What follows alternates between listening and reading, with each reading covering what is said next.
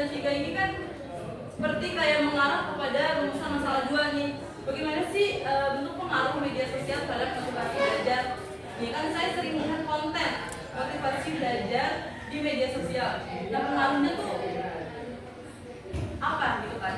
Jadi maksudnya kan rumusan masalah. Ini berdasarkan penelitian kalian. Kalau misalnya yang angket pakai angket dan pakai pedoman wawancara dan sesuaikan sama data penelitiannya.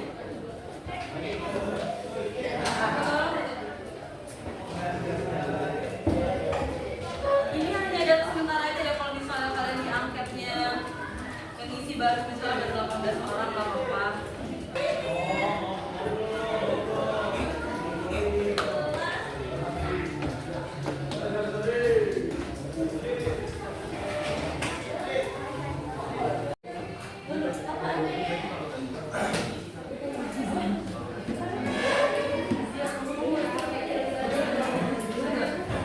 Oh, belum bikin.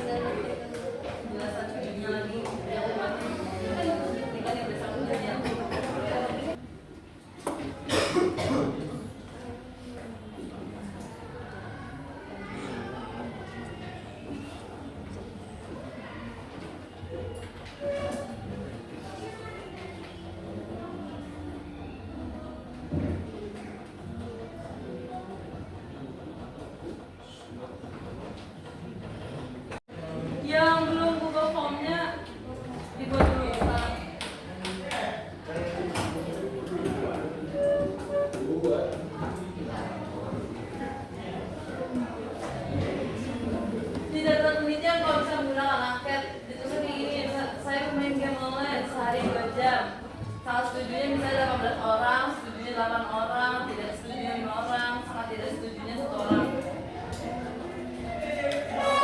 Ini kan data penelitian tuh, data yang didapat. Ini nanti wawancara. Nah ini pada bawa pulang aja ya.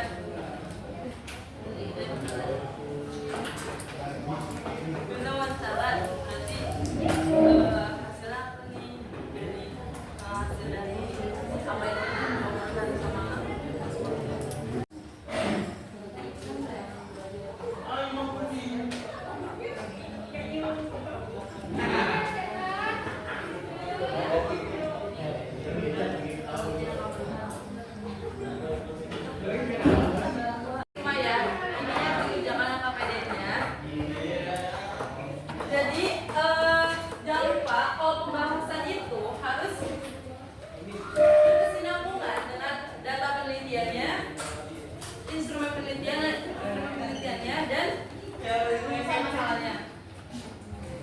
Jadi kalau misalnya instrumen penelitian yang pernyataannya banyak, misalnya ada 10, nah kalian kira-kira nih dari beberapa instrumen ini tuh masuk ke rumusan masalah yang mana ya?